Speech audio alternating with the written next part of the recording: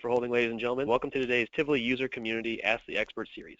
In today's session, our expert speaker, Stanford Madriaga, will discuss cloning Netcool OMNIbus Web Gui 8.1. Today's webcast is interactive, so you may ask a question at any time using the chat window located in the control panel. Today's session is also being recorded, and you'll be provided a copy of today's materials following the call. And with that, I'll turn the presentation over to Stanford. Take it away. Thank you. Hi, everybody. I'm doing the OMNIbus Web Gui 8.1, cloning the Web Gui data between servers. Just a little bit of agenda. I'll be talking about some background, the export process with the import, some troubleshooting with common problems, and at the end, some more questions and answers. There are different ways to copy Web Gui data. There's the migration, the regular export import, and the cloning, which I'll be talking more about today. As far as migration, it's usually copying data from a server to another server with a higher version. So that's done during upgrades, like if you're going from Web Gui 7.3.1 to 8.1. As far as the export import, at our side is usually the selective portion of the cloning where you specify components of Web Gui you want to copy over. For example, like a set of global filters from Web Gui 8.1 to 8.1. And the way you specify that is using the OMNIbus Web Gui _settings.properties. It's basically you get a variable and you just list the filters that you want separated by comma. And as far as cloning, it is basically where we copy all of the Web Gui data. So what are the data that we can copy over?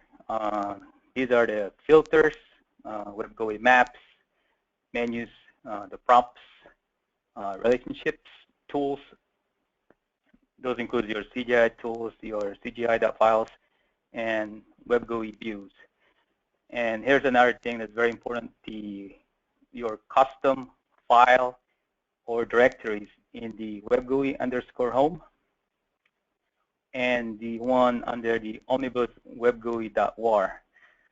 Most likely this is going to be your smart pages, the HTML files.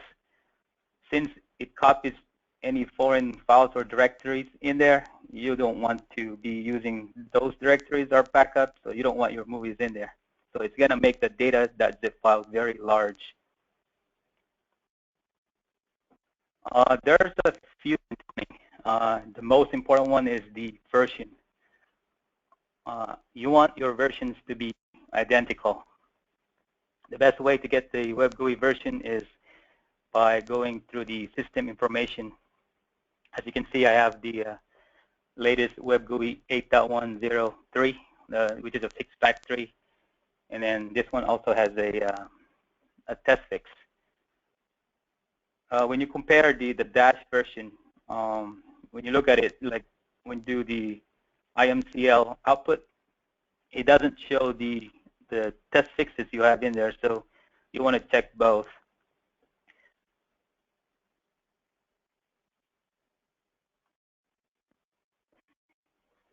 So now I'm going to go over the export process or the steps. First one is you need to have WebSphere running, and make sure that you are logged in with the same username you have used to install a Web Gui. Second one is the doc recommend that you set the level to debug. I have the screenshot on where to do that later. And the most important one is to edit the OMNIbus Web Gui _clone _settings.properties. Inside that file, you need to specify the product.home variable. Like you won't find it in there, so you would need to add it just below the just_sm.cell.name. And you want to specify the full path of the OMNIbus _Web Gui subdirectory. And once you do that, you go to the just_sm_home UI bin, and execute the console CLI.sh. You need to specify the export, and then your username and the password and the setting file. I notice that we're actually using the OMNIbus Web Gui _dash _clone.properties instead of the one you modified. When you have done that properly, you should get a data.zip file, and it should be inside the jazz_home UI output. And with that, you should get a console CLI.log in the UI.logs directory. Here's just a session. As you can see, there are no errors. At the end, it says completed successfully, and it tells you where the data.zip file is located. Once you have that data.zip file, you have to copy it over to the target server. So you want to copy it from the output directory to the target directory under the UI input subdirectory. Some people, they want to make changes after they have done the data.zip file. You can do that, but then we have cases where using the tar that's included with the Linux operating system, it doesn't work. So if you want to make changes, like change the name of the object server or whatever it is, you cannot use the tar that's included with the operating system. You'll need a special utility from support. There's also cases where you can use like the 7-zip. You can kind of navigate through it, but just don't open it. So you can modify the file in there. But the best one is use the utility from us. So after you've copied it, you can do the import at the target side. So once again, it is the same process. You want to have WebSphere running. You want to use the same username, and might as well set the debug level to finest. And once again, you need to modify the OMNIbus Web Gui clone settings.properties and include the product.home. And you should be using the same command. The only difference is that import parameter that I have highlighted in red. And as a result, you should get a console CLI.log and a backup of whatever you have in there. At this point, you can do a restart. This is a sample session. Yeah, I'm not sure what that CMS data is. Was searching that earlier, but it seems it worked, and it says it's successful. As far as troubleshooting, these are the common problems. The major one that I've seen is not having the product.home set. We'll complain that you cannot find filters and views and all that. It's like, and you'll be wondering why you cannot find it when you have it in there. And the other one is using a different username. Sometimes you may be working as root, but then you have to install the Web Gui as Netcool.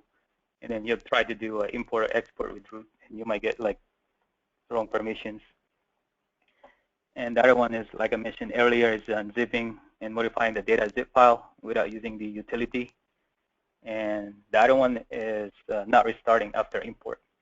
Yeah, there's a little bit trick on that. Like if you have time tasks enabled, you probably don't have to restart, but it's better just to restart it.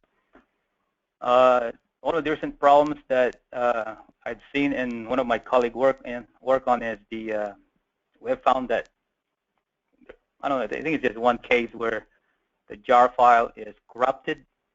You can just replace it with a jar file from a working directory. But the way to check it is use that jar tdf, just run against the jar file. And if you get that zip exception, that means it's corrupted. Oh, this is the enabling debug The debug logging is under the Jazz Home UI etc logging.properties. I have two circled areas there, but the most important one is the file handler.level.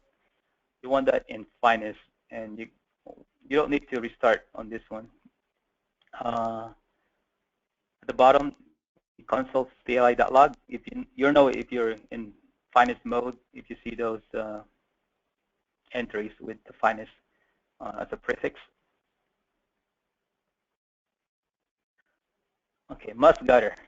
Must gutter basically is the items that we need support so that we can progress your PMR faster.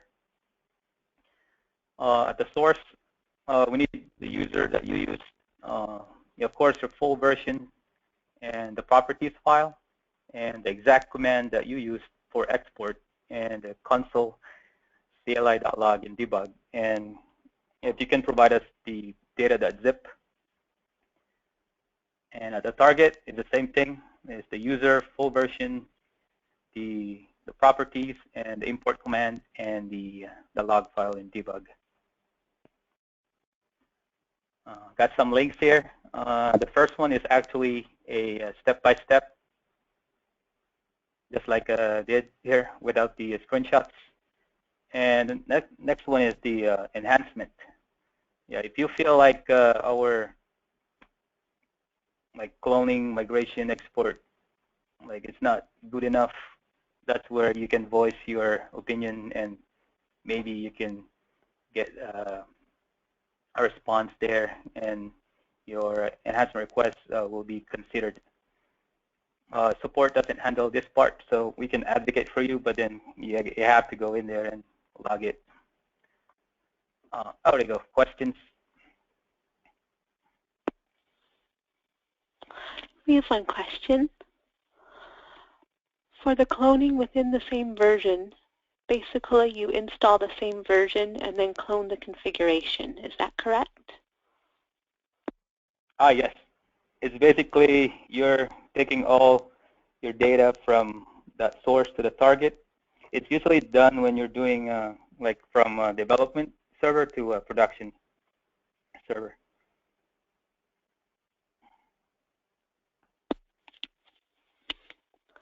Okay, there's one more question. Are we at any point going to get a one-click export from the GUI?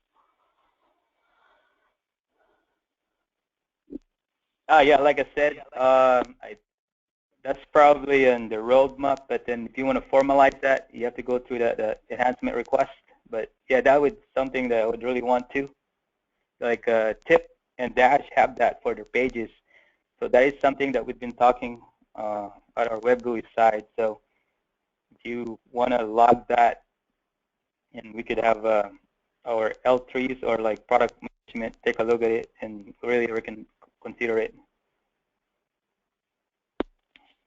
Yes, that would be a great enhancement request. And also, I wanted to mention that if you go out and you see enhancement requests that you like, please vote on them, because that raises them in priority for the product manager to review it. So if you're out there and you see any enhancement requests that are good, like that suggestion, just click on the vote link on it, and the more votes each enhancement request gets, the higher priority is for the product manager to review it for a future release.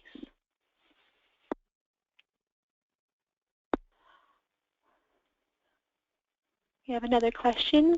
Can you show an example in the settings file of how one would do, say, tools?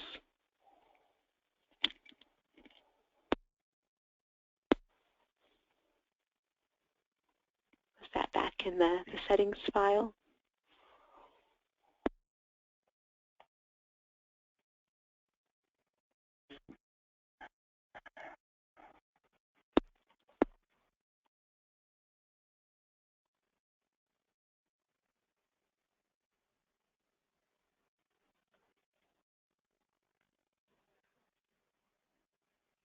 Can you guys see my screen on this one? Yeah.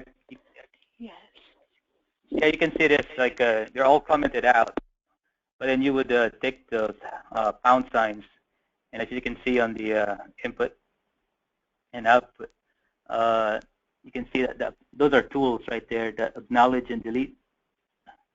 Yeah, those are tools. We would just list them here.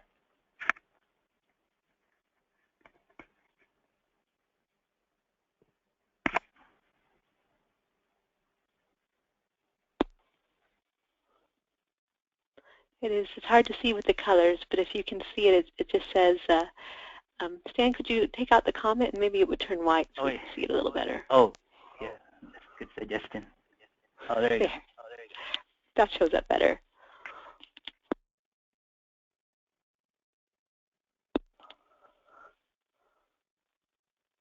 Does that answer your question about the tools? So you would list out all the tools that you want to export on the first line?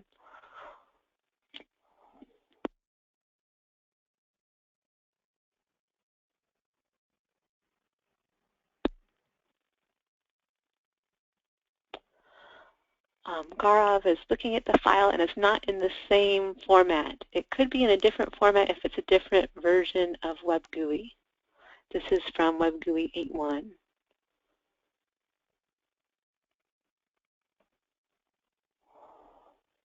Oh, he's running 8.103.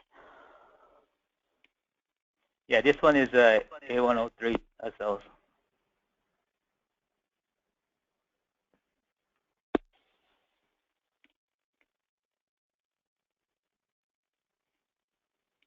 Let's see what else.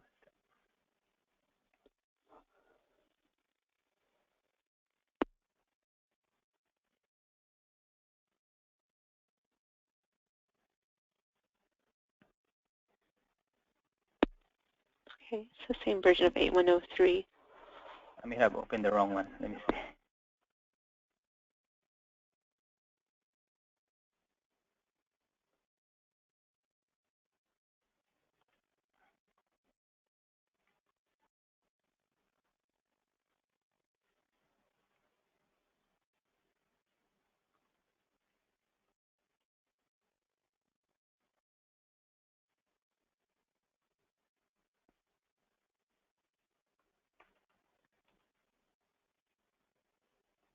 Yeah, I opened the wrong correct one.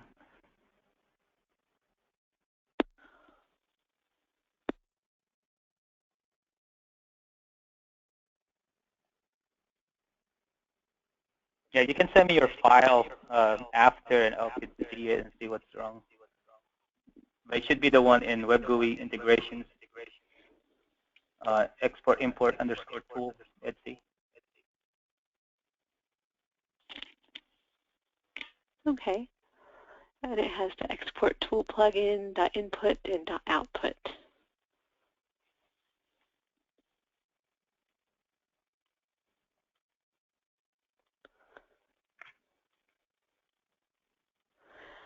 Okay, we have another question. When the WAR file is corrupted, I found that if we get another WAR file, if that one does not contain all custom pages we want to clone, the clone is incomplete.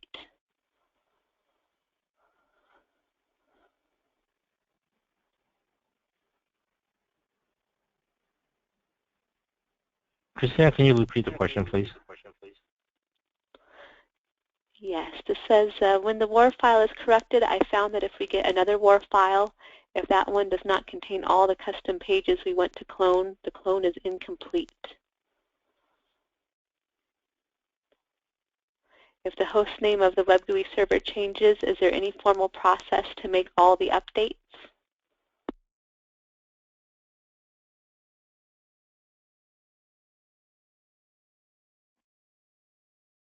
For the host name, we do have step that you can update host name. You can search on the IBM support site, or you can open up a PM1. We can send you a link to that page that contains step on how to change host name. Because all the host name is pretty much tied to tip or jazz, depending on the version of Web GUI you are using.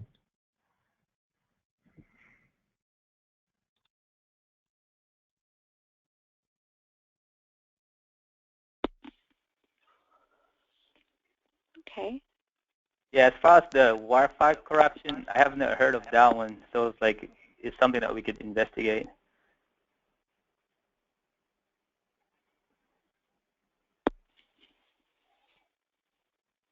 Okay, here's another question. Any way to script the modification of pages containing Java-based AELs to use the non-Java AELs when migrating from 7.3.1 to 8?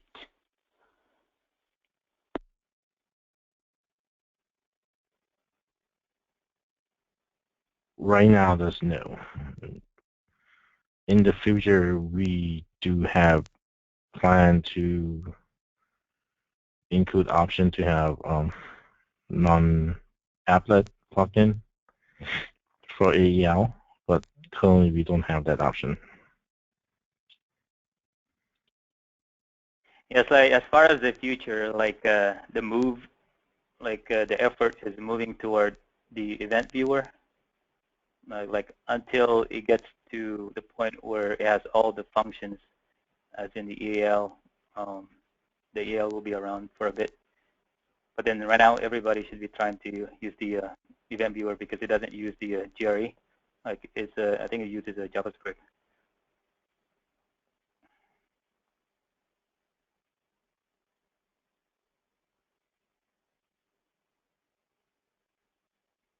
Okay, great. Was the question about then moving from the AEL to the event viewer?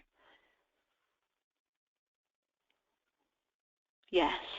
So is there a way to script the modification of pages containing Java-based AELs to use the event viewer instead? Do you know of any way to help with that migration?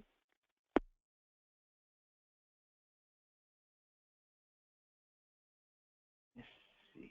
Yeah, I don't. Yeah, I think it's in. I had a similar PMR where one was like trying to convert all smart pages based on AL to event viewer, but then we don't have the smart tags for it. So right now we don't have that, but then I heard it's in the roadmap.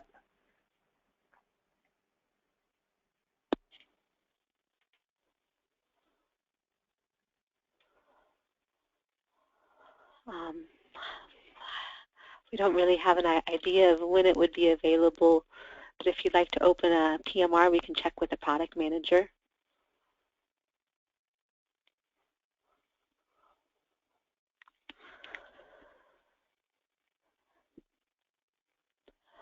Okay, the next question, can I change object server details after an import? Yes, you can either change it directly in Web GUI, or hey Sam, can you bring up your terminal? So you can either change it directly in Web GUI, or we do have a script that you can run. So you just modify a file, and you can input the object server information. I think it's in OMNIbus Web GUI bin.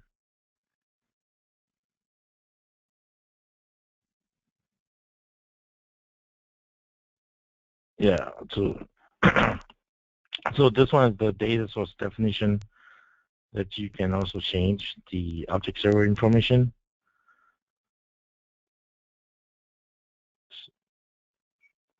So then go to the, I think OMNIbus object server dot, no, I think it's in bin directory. Yeah, the OMNIbus Web GUI dot property file. You can also you change mean the the object configure OS? server. Yeah, like Yeah. we do have the, it's like it's in the Jazz directory, but then it's the was ant and then you go configure OS. I actually have a video on that. It should be on the Netcool support YouTube site. I think I have uploaded it probably last week. So yeah, it gives you step by step on how to modify your data sources in a command line.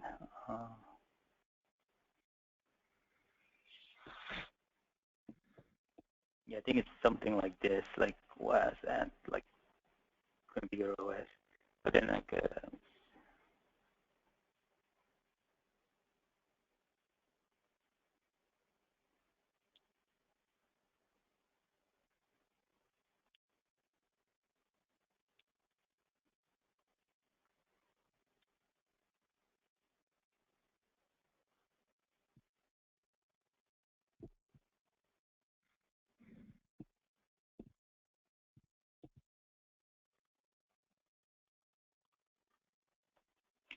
Stan, is it the video on configuring data sources in silent mode?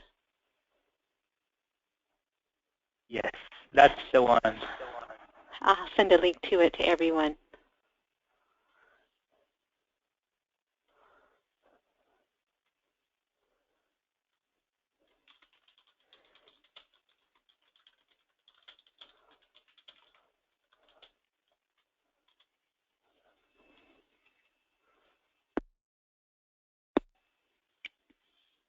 You can see my screen. This is the steps in the guide. You actually need to issue that. And then do a configure OS. And then you need to modify this file, the omnibus web GUI properties. That's basically where you your link and the login details to the object server. Yeah, one thing to note is that the cloning or the export import doesn't include the data sources file. So yeah, this is good because that's the steps to reconfigure your data sources after you have done the cloning.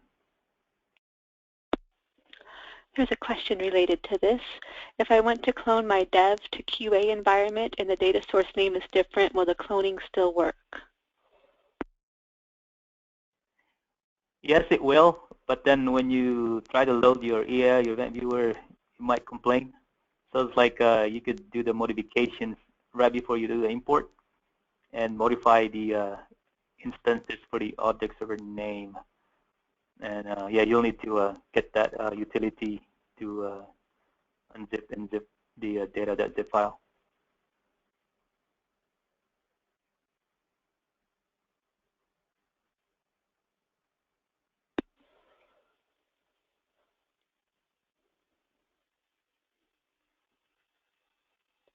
Here's another question. Can we get the import of all the users along with roles after an import? No, we cannot Yes, import users. I think And I think those are tied to gas or tip authentication.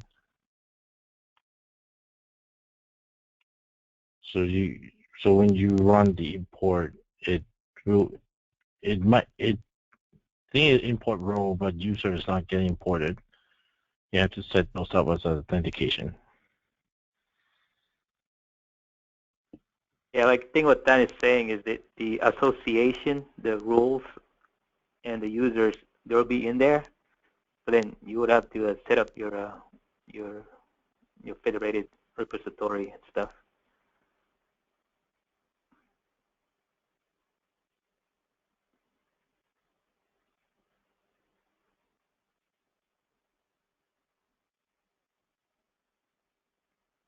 Yeah,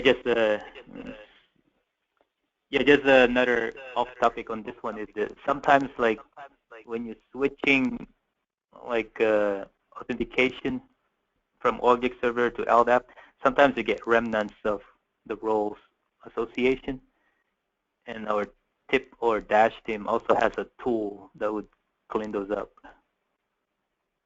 But then depending on the tip version you have, you might have it already in there.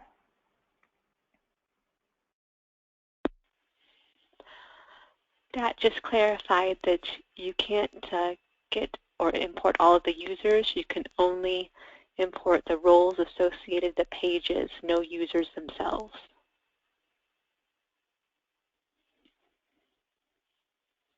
Right.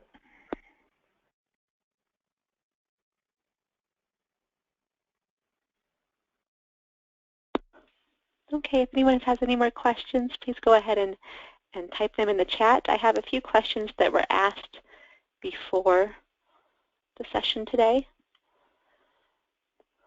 The first question is, can you patch Web GUI after the clone? Yes, you can, as long as your versions are identical.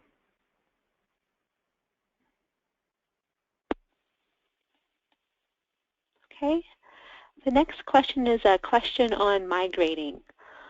Cloning or upgrading, migrating an original OMNIbus 7.3 object server into a new 8.1 object server. I'll take that question first, and then Stan can talk about doing the same thing for the Web GUI server. So migrating an OMNIbus object server from 7.3 to 8.1, you would install 8.1 either in a new directory or on a new server. And then you can copy over your object server database from the 7.3 server to the 8.1 server. You can start it up on 8.1, and then you also have to run certain update SQL scripts that are in the OmniHome etc directory. And there's a, depending on what version you're migrating from, you have to run the update SQL scripts in a certain order to update the object server database schema from 7.3 to 8.1.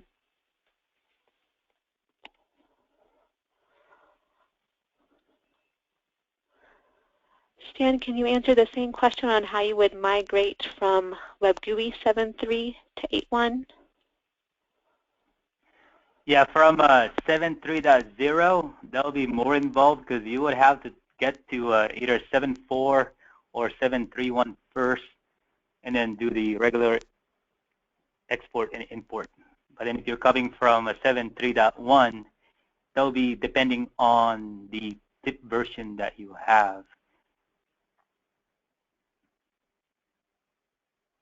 But then in general, you're going to end up most likely having to install like a clean installation of 8.1 and then do your export and then import. There's actually a nice table in the admin guide.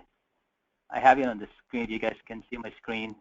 There's a table with your Web GUI version and your corresponding tip version, and the upgrade path that you can take.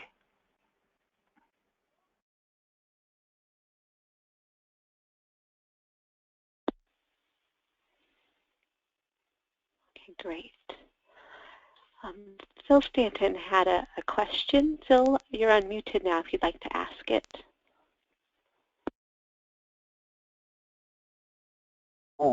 After upgrading to dash 3.1.2, the cloning seemed to stop working. Do you have any idea why that would happen?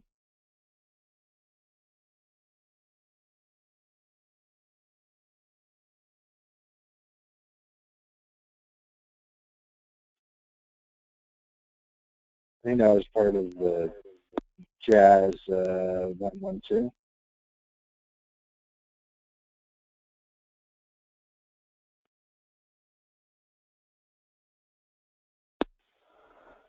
Oh, could you say again, Phil?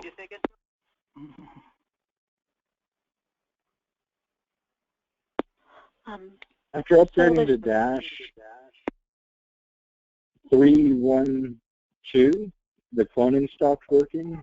This is the dash that was with Jazz SM 1.1.2.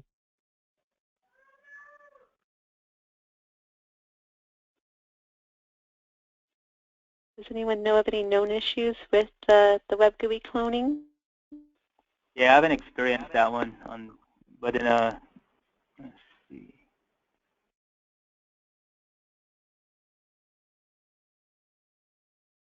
Hi, this is Dat. We haven't actually heard about that kind of issues. Can you clarify, Phil?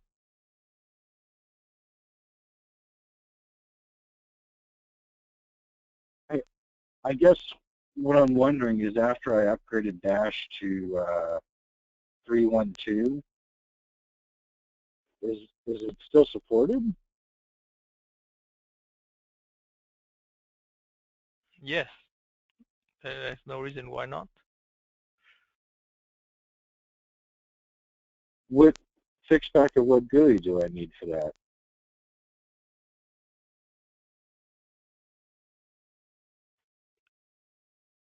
The Web GUI Fixpack 3, 8.1.0 Fixpack 3 now supports Dash version 3.1.2.0 or 3.1.2.1 with the patch that need to be the iFix has to be deployed to it. That works even with an HA configuration? Because I guess I'll ask you that. That's a little off topic. I'll see that later.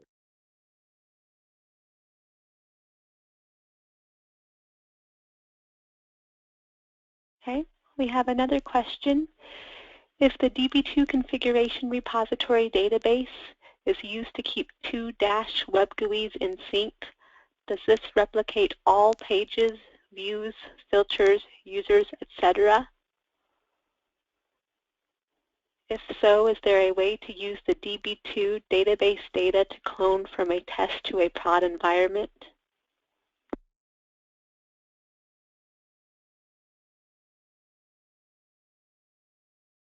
Oh yes, that's part of our load balancing and high availability. And that's a kind of weird way of doing the cloning though. So as part of the high availability, Stan, you could copy that configuration from a test to a prod environment if you wanted to? Yeah, that means you would have to include that web GUI instance as part of the cluster so that it will propagate the changes.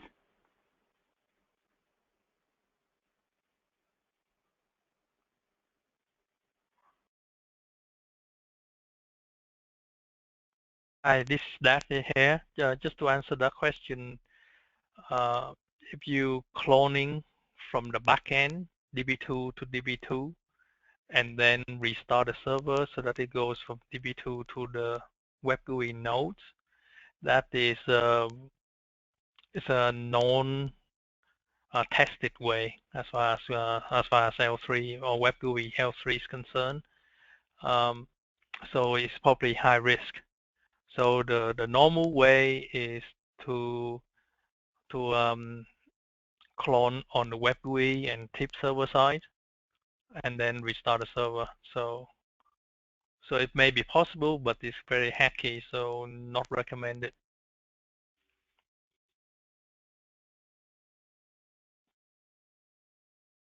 Okay, thank you, Dad.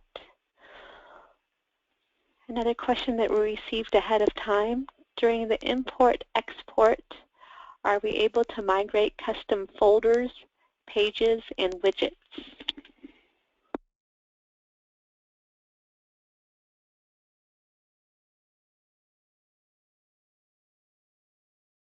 Yeah, like if they're talking about folders in the OMNIbus WAR directory and the Omni Home, web GUI home, yes, for the folders and pages, but for widgets, no.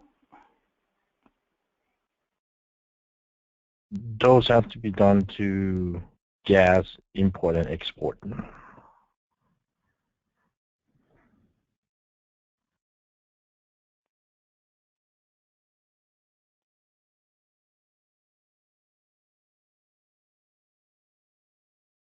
Okay, I have a few more questions. During cloning, is there anything that you need to exclude?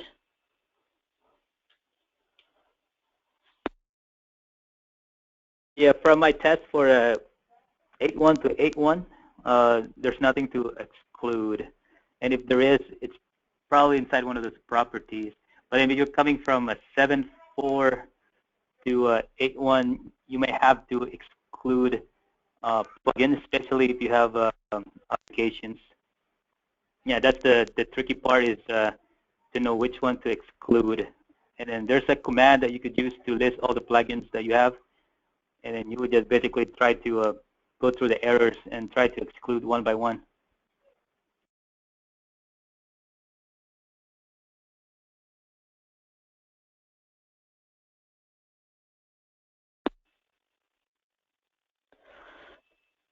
Okay, next question. When cloning, does the version have to be identical?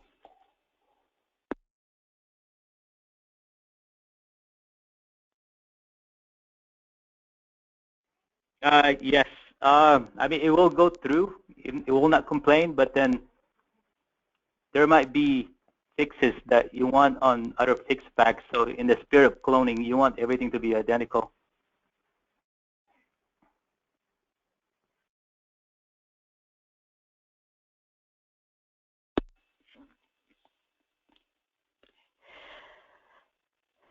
And when you're importing and exporting, does it include the data sources file? Oh no, yeah, the NCW definitions data sources XML, like it's not included. Yeah, that's why we were talking about the configure OS earlier. So you would need to reconfigure the data sources.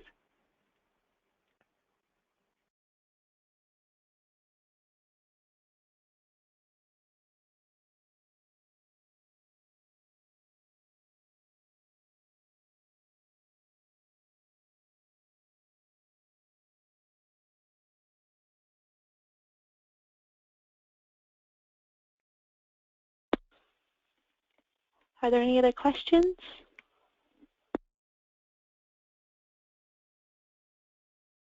I just want to note that the data source file isn't included, but the data source name is. So if you're cloning something from test to prod, and then test, your data source is called test, that will get cloned to prod if you're pushing it in that direction.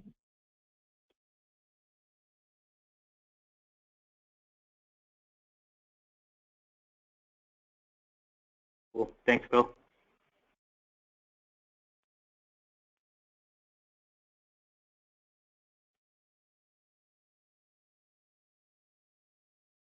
Yeah, I don't think there are any other questions. Hi, it's Dat here. Just add a few information on top of the deck here. So what Stanford was showing is cloning as a whole, meaning using the option to clone with Web GUI data as well as dash pages. So there is in the document, there's give you an option to clone only the Web GUI data and ignore the pages. That is a nice one as well. And just to confirm, like the question before, you can import as many times as you like. It's not just once, so you can import it again and again to override what you import before. And the last thing is in the troubleshoot, when there's the checking of the corrupted jars, you might also have to check the nova.jar as well. So because the import needs to use the two jars in order to support successfully. So if one of them is corrupted, it will cause a problem. That's it.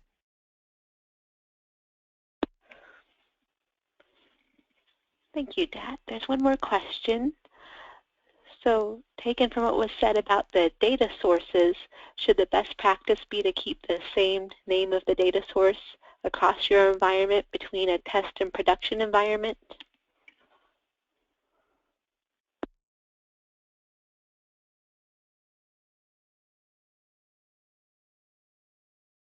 Yeah, I would say so, because if you guys are gonna just change it later, might as well have it. Yeah, either that or don't push out your changes through the test. I mean, you can keep the data source name the same, but it might get confusing to you, and maybe you're going to be making changes on the wrong. It depends on what exactly you want to do. Yeah. I usually see the data sources named differently between a test and production environment, just so that you can keep them separate. And then afterwards, you can always go in and update the data source after cloning. Right. That's what I would do, but I mean, you got to go through every single page and every single filter, and the recommended way to do that is through the GUI or through WAPI. So maybe if you created all your filters using WAPI, that would make your life easier. But otherwise, I don't know if there's really a clean solution for that. Yeah, I think we have like enhancement requests where we kind of centralize the name of the object server somewhere so that it's not all over in filters and all this other stuff. Where we could just change it in one area and then we'll just read it.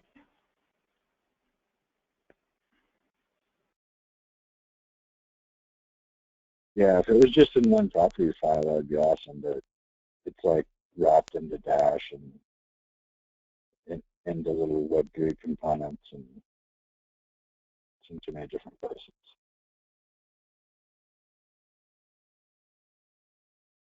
Hi, this is Dati. Just want to clarify this. If you have only one data source, so using only one data source name, that would be kind of simple.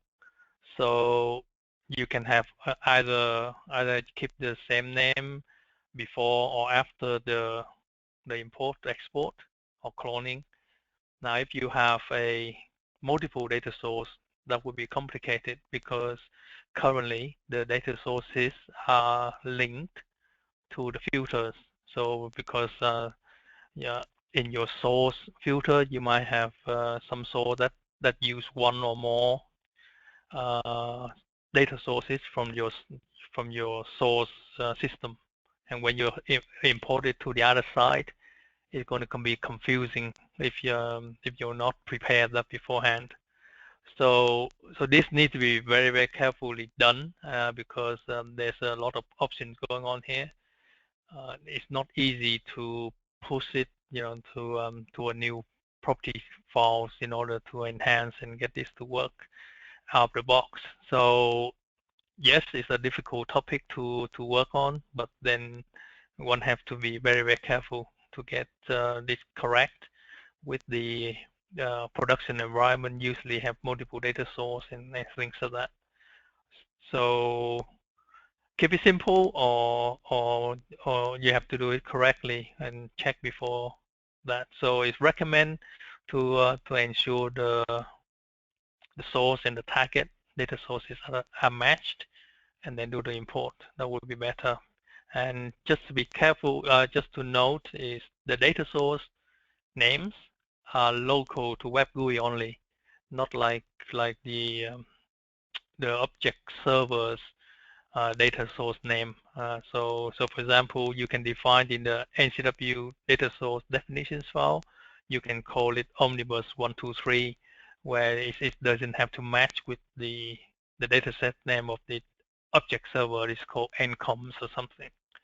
So those can be separate, and then it's used only locally within Web GUI. So one can be imaginative about that and make it more readable, more making things a little bit easier.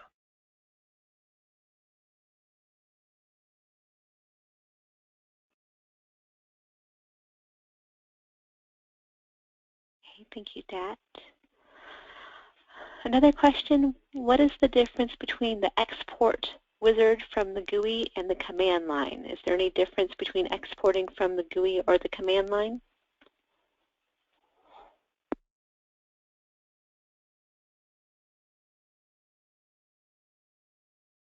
I think the GUI one is for Jazz.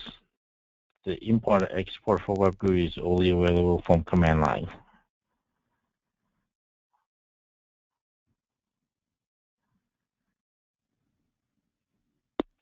Don't say think. We know what we're talking about. Yes. So, yeah. Well, the yes. Jazz, the GUI one is from Jazz because that's only export Jazz page and widget. Doesn't export any Web GUI component. The Web GUI component only export to the command line. Yeah, that's just the your dash, your tip folders, and their pages.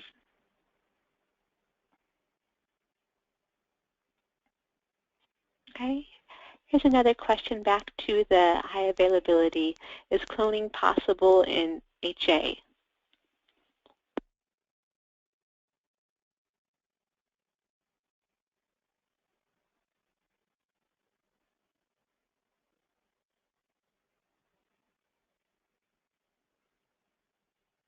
Yeah, I think we need more context on that one. I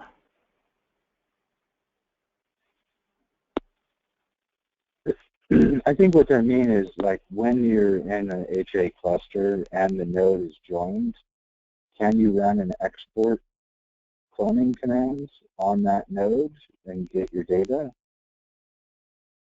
I've seen it in the past where it didn't work. I assumed it wasn't supposed to, but I don't know. God might know. Okay, so in the HA environment, then the export is okay. So you don't just export always work, because it doesn't need to restart or anything, and the end result is creating the data.zip file, right? So export from source, there's no problem. Now on the import side, if your nodes are in the cluster, the restart of the node would pull the data from the DB2 side. Okay, so the first thing is how would you import and then restart? It's not going to work, right? So you might need to disjoint and then import and then rejoin, that kind of thing. So, Clear? so one thing that I'd seen in the past is on the HA cluster, not always did things exist on the file system. Like, it would read some things out of the database. And when doing the export, only the things that actually were on the file system would get exported. The things that configurations or whatnot that it was getting directly from the database weren't getting exported. I don't know if that was an APAR or just how it was supposed to work. I'm not sure. No, in the HA environment, we always keep a local copies anyway, as well as the DB2 data and profile and configuration files. So there will always be a local files in the directory, unless it's corrupted, you know. So the export is always be able to pull it from the local file. The export import the tool never touch the DB2 unless you ask for enhancement. So at the moment it doesn't look in the DB2 at all.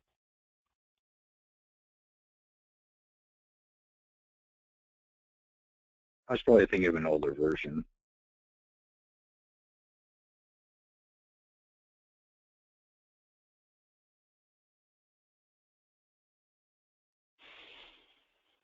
Okay, I think that was our last question. Oh, we do have one more that just came in. After cloning, do we have to encrypt again the passwords, assuming the passwords are the same but in different servers, for example, in the server.init file?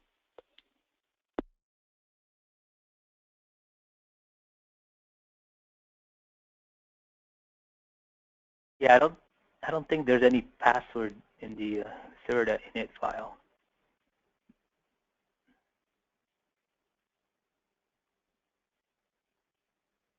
He's asking about the SMadmin password.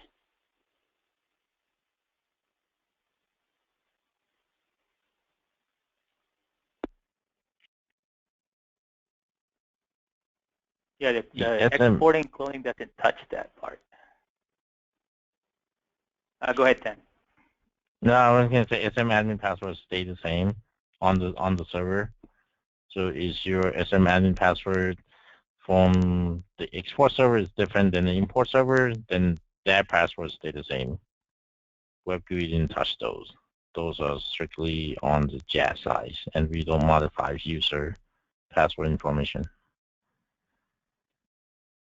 Okay. And also in WAPI, what about the trust store password? That would be unique for each server, wouldn't it?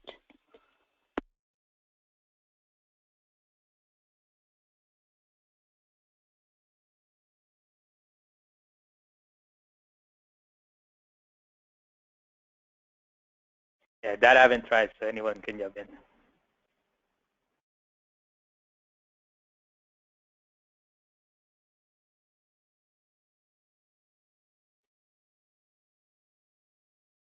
Hey, is that here? Just to confirm about the WAPI side. So when you do cloning, it also pull the WAPI files from your source to the target. So maybe the WAPI.init file might be ported over. Now you may put the pre-specified some values in the WAPI.init file with the user ID and password in there that you previously used to do your WAPI against your source system. Now, when it copied it over, I'm not sure if it's copied or not, but if it does, then you might need to change that within that init file. Because as far as we know, the cloning or export and import do not touch the server init file, and it does not touch the NCW data source definitions file. So those two definitely, the password stores in those for FIPS or communicating with object server, they won't be changed. Now it's only with a WAPI.init file. It may, I can't remember at the moment. So that may be, but it's very easy to change. Yeah, that just opened up one of my data.zip file. I see the WAPI.init. It didn't change. So just gonna do a replace. It just does a replace.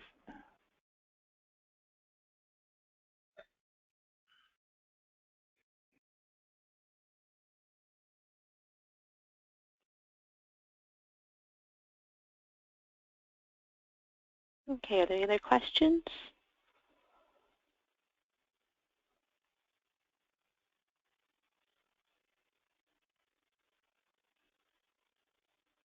Okay. Well, perfect. It looks like we hit just about the top of the hour, so thank you again, ladies and gentlemen, for attending, and a special thank you to Stanford and everyone else on the team for offering your time and sharing your knowledge with us. As you do exit the conference, please take a few moments to fill out your post-event survey. Your input is very important to us, and we appreciate the feedback. But this concludes today's conference, and you may now disconnect. Have a